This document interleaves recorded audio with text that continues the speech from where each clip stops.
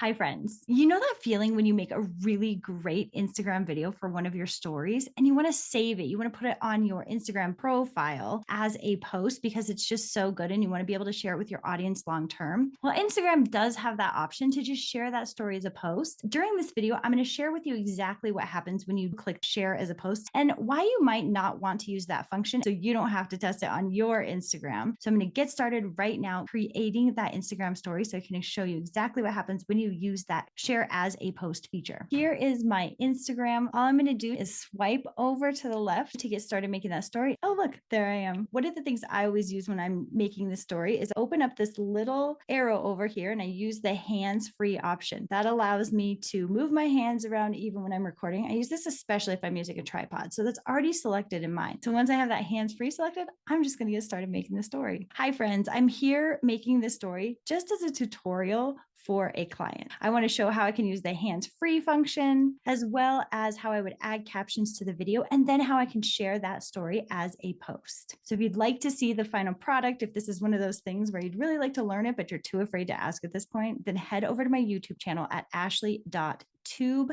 to see the final video. And all I'm going to do now is I'm going to go up to this button right here where it looks like a little smiley face. I'm going to click that. And you can see I have a sticker right here that says captions. If you don't have that, you can just go to the search bar, type in captions, and you'll find this exact sticker. Once I hit that sticker, it's going to transcribe the audio for me. And then what's so cool about this is I can move those words anywhere I want. I don't want them directly over my face. Might want them a little bit lower, might want them up here because there's all that gray wall right there. So it'll show really well. However, this is one of the things I want to share with you because once you share this story as a post, it's going to cut off the top and the bottom. So if you do have your captions up there, then it's going to cut them off. So if you know for sure you're going to share it as a post, you probably want to move it down here, even if it ends up over your face. I need to think about that when I'm making the videos. So I might move it up here for right now. One of the interesting things to know about Instagram stories is that every 15 seconds, it creates a separate video. So you can see real low down here, even though that one was only 45 seconds long, it broke it into 3 separate parts. So if I'm going to do those captions,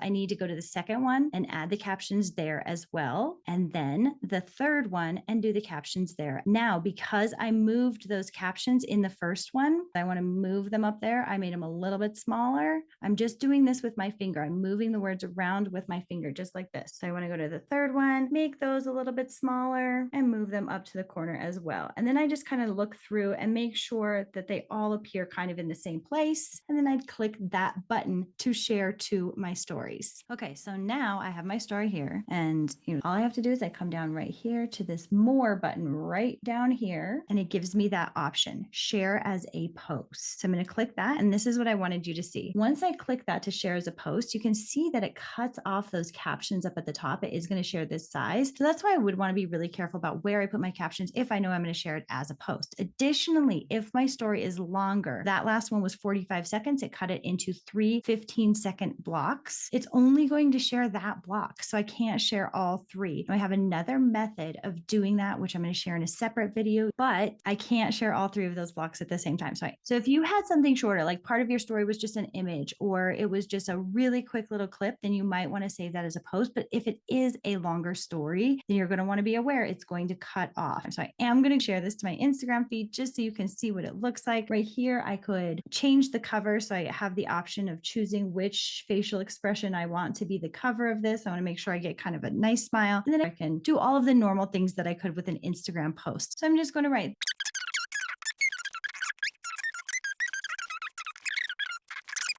And I'm going to add, you can find the tutorial on ashley.tube.